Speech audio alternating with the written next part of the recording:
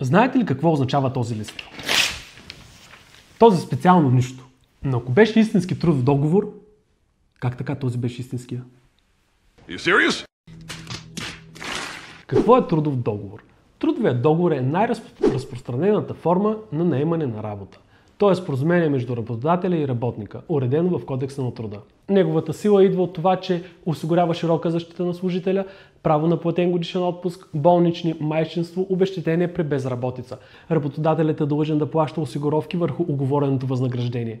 Здравни, пенсионни, социални, както и фонд безработица.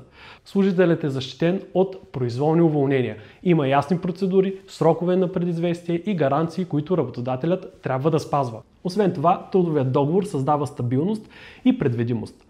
Работно време, длъжностна характеристика и заплащането са ясно уговорени и вписани в договора.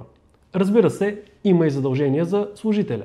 Да спазва трудова дисциплина, да изпълнява трудовите си функции и да работи в интерес на работодателя. С други думи, трудовият договор е златният стандарт за заетост, защото дава не само доход, но и закрила от закона.